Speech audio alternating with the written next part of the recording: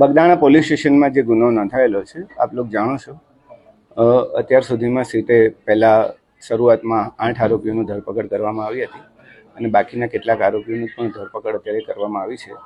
આ તમામના નિવેદનો, સાંયોગિક સાક્ષીઓના નિવેદનો, કોલ ડિટેલ્સ અને તમામના આધારે જયરાજ આહિરને પણ 3 દિવસ પહેલાં અહીંયા બોલાવવામાં આવેલા હતા આઈજી કચેરીએ.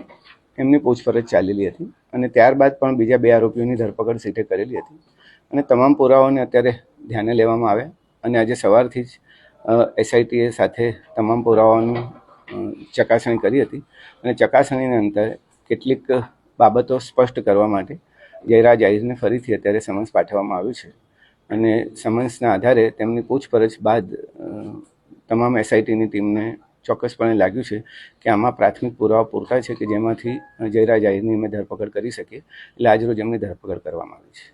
સર, કેવા પ્રકારના પુરાવા જયરાજ આહિર વિરુદ્ધ મળ્યા છે જેને લઈને ધરપકડ કરાઈ છે? શરૂઆતના તબક્કામાં જ્યારે એસઆઈટીએ આ તપાસ કરી હતી ત્યારે પણ કેટલાક પુરાવાઓ જે હતા જેની મૂલવણી અમે કરવામાં આવી હતી અને ત્યારબાદ જે 8 આરોપીઓની ફર્ધર પૂછપરછ કરવામાં આવી એમાં પણ કેટલીક સંડોવણીઓ જણાવી હતી અને ત્યારબાદ બીજા 2 આરોપીઓની ધરપકડ કરવામાં આવી. એના પછી પણ 2 મહત્વના સાક્ષીઓના નિવેદનો પણ લેવામાં આવ્યા અને અન્ય ટેકનિકલ પુરાવો પણ પ્રાપ્ત થયો છે કે જે એફએસએલની વેરિફિકેશન માટે જરૂરી છે, પણ એ પુરાવો પણ અમે ધ્યાને લીધો છે.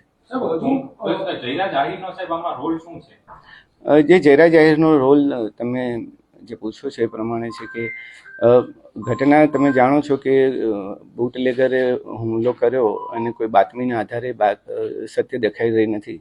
એકચ્યુઅલી જે આરોપીઓ જે છે રાજુ, નાજુ અને અન્ય લોકો પણ એ પણ જયરાજ આહિરના સંપર્કમાં પહેલેથી જ હતા અને મોટાભાગે એ તમામનું અને જયરાજ આહિરનું પોતાનું પણ રોષ હોવાનું કારણ સ્પષ્ટ થયું છે.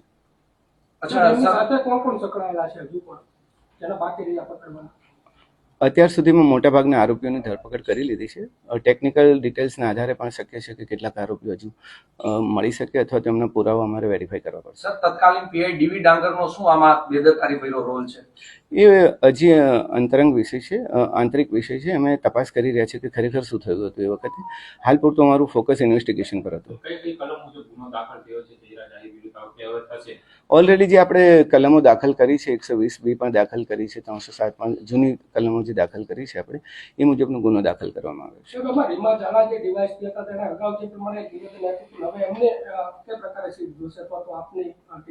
અત્યારે પ્રાથમિક તપાસ એસપીસીને સોંપવામાં આવી છે, એનો રિપોર્ટ આવતા વાર લાગશે. જયરાજ આહિરે જ હુમલો કરાવેલો છે કે બીજી કોઈ ટેકનિકલના આધારે એની ધરપકડ કરી છે, એના આધારે કરી છે?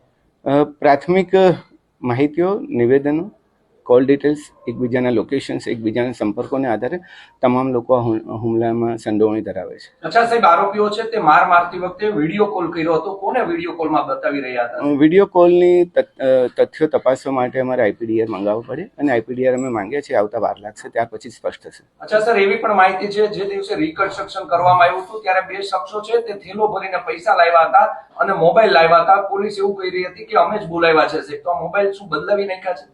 કેટલીક વાતો જે આવી હતી અમે વેરિફિકેશન કર્યું હતું અને તમામના સાચા મોબાઈલ અમે રિકવર કરી લીધા છે. અચ્છા સાહેબ, જયરાજ આહિરનો સાચો મોબાઈલ છે તે મહુવાના કોઈ વ્યક્તિ પાસેથી મળ્યો છે?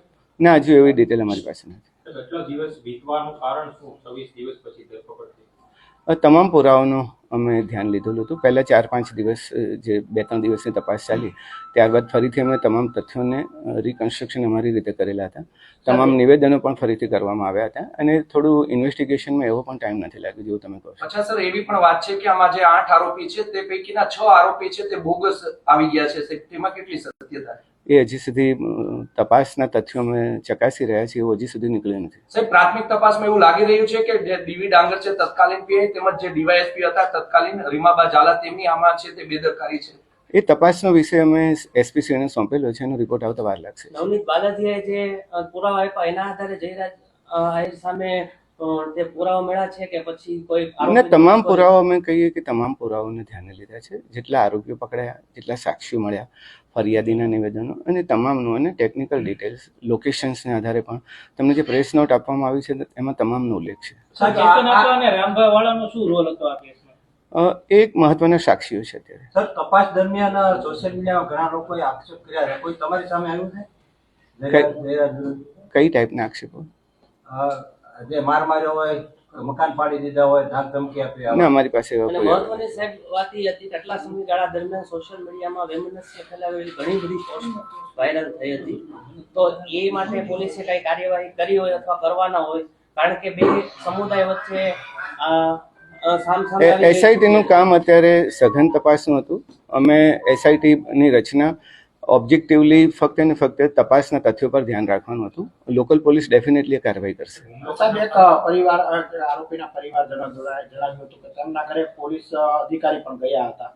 એ વાતમાં એ બાબતને અમે ધ્યાને લીધી છે ને એની પણ ચકાસણી થઈ રહી છે. અચ્છા સર, જયરા જાહીરના ફાર્મ હાઉસનો વિડીયો વાયરલ થયો હતો, તેમાં પણ આ કેસના 2 આરોપી ત્યાં બેઠા છે. આ કાવતરું સમગ્ર ક્યાંથી ઘડાયું હતું સાહેબ? એ કાવતરાની ટોટલ તપાસ અમે જ્યાં હજી થોડી વાર લાગશે, અમારે પુરાવાઓ અને ટેકનિકલ ડિટેલ્સની સાથે પછી તમને સિલસિલાબંધ હકીકતો અમે તમને પછી જ આપી શકીશું.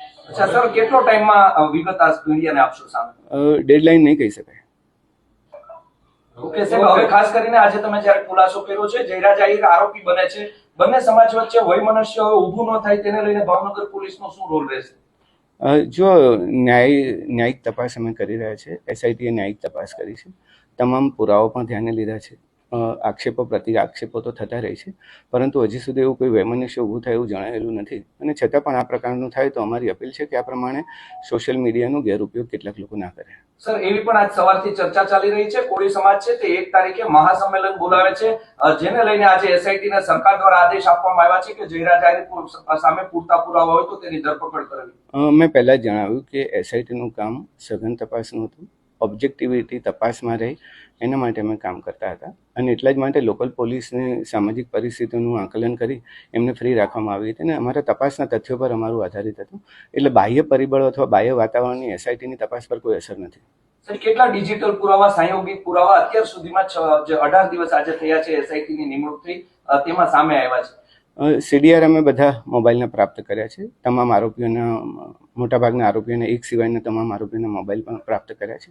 કેટલાક રેકોર્ડ પણ મેળવ્યા છે અને આઈપીડીઆર પણ મંગાવ્યા છે. સાહેબ, આ ઘટના દરમિયાન પોલીસ ઉપર પણ રાજકીય પ્રેશર હતું ખરી?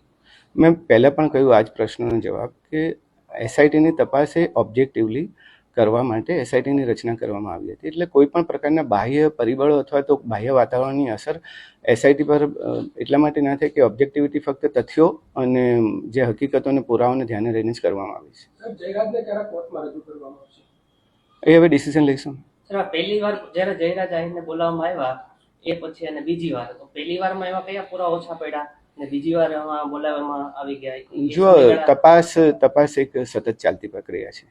પહેલા ક્યારે પુરાવા મળે અને પછી ક્યારે પુરાવા મળે એ પ્રશ્ન જ સ્થાને છે. સતત ચાલતી પ્રક્રિયામાં જ્યારે ઇન્વેસ્ટિગેટિંગ ઓફિસરને લાગે કે હવે પૂરતા પુરાવાઓ છે ત્યારે ડેફિનેટલી કાર્ય કરશે. હવે આ તપાસ પૂર્ણ થશે કે પછી આગળ ચાલશે? જુઓ જ, સાહેબ, મહત્વનો પુરાવો ટેકનિકલ સોર્સ છે કે પછી આરોપી પકડાય એના પછી? મને એવું લાગે છે કે લગભગ મેં બધું આપી દીધું છે. તમે એકવાર જ્યારે પ્રેસ નોટ વાંચો તો ઘણા બધા પ્રશ્નોના ઉત્તર તમને મળી શકશે. અચ્છા સાહેબ, આમાં માયાભાઈ આહિરનો કોઈ રોલ છે કે નહીં હુમલો કરાવવા પાછળ? કોઈ એ પ્રકારનો રોલ હજી સુધી બાકીના જે પુરાવામાં પ્રાપ્ત થયા છે એમાં આ પ્રકારના રોલની કોઈની ચર્ચા નથી. તમે કોઈના પણ નામ પૂછી શકો છો, પણ જે અત્યારે હાલમાં આરોપીઓ જે પકડાયા છે એ લોકોનો રોલ છે. Thank you.